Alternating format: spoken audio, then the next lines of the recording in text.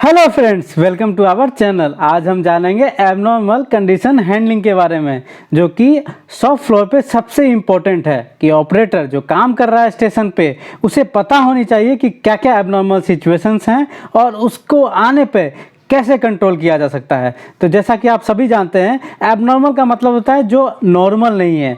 जैसा अकस्मात कोई घटना हो रही हो जो आपको बता कर नहीं हो रही हो, जिसकी संभावनाएं आपने सोचा नहीं था, वैसी घटना या डिफेक्ट को हम एबनॉर्मल कंडीशन या एबनॉर्मल डिफेक्ट और एबनॉर्मल सिचुएशन कहते हैं।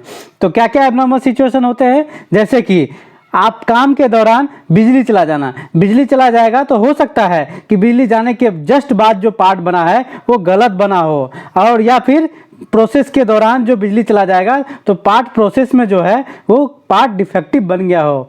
दूसरा है टूल मशीन ब्रेकडाउन। कोई भी टूल है या मशीन है, ब्रेकडाउन है, और ब्रेकडाउन को सही करने के दौरान हो सकता है जो आपने प्रोसेस सेट कर रखा होगा वो प्रोसेस में चेंजेस आ गई हो, और उस प्रोसेस में चेंजेस होने के कारण हो सकता है कि पार्ट के क्वालिटी के ऊपर कोई इम्पैक्ट हो गया हो, जैसे विजुअल इम्पैक्ट हो गया हो, या डायमेंशनल इम्पैक्ट हो गया हो, या फिटमेंट इम्पैक्ट हो गया हो। फिर दूसरी बात है लगातार 2 पार्ट एनजी बनना। हम अपने प्रोसेस में काम कर रहे हैं या इंस्पेक्शन कर रहे हैं और लगातार 2 से ज़्यादा पार्ट एनजी बन गया तो मतलब कि वो एबनॉर्मल सिचुएशन है।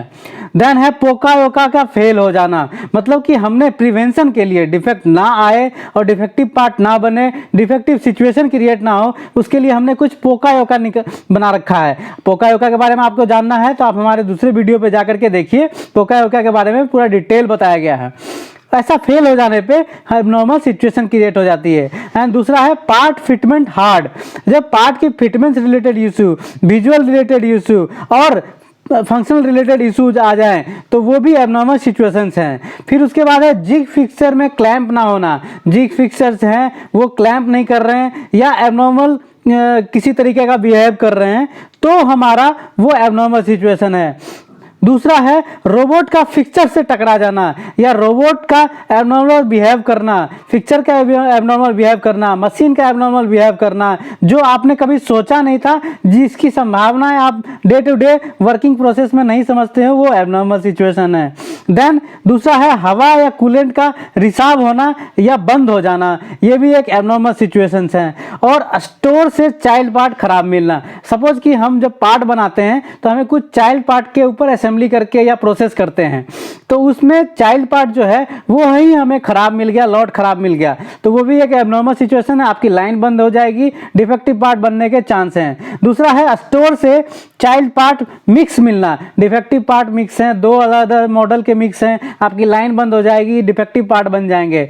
और कोई अन्य परिस्थिति जो सामान्य नहीं है, जैसा कि मैंने आपको समझाया कि कोई असामान्य स्थिति जिससे कोई प्रॉब्लम आ जाए, तो अब ऐसी परिस्थिति में हमें करेंगे क्या? ऐसी परिस्थिति में हम करेंगे स्टॉप कॉल वेट।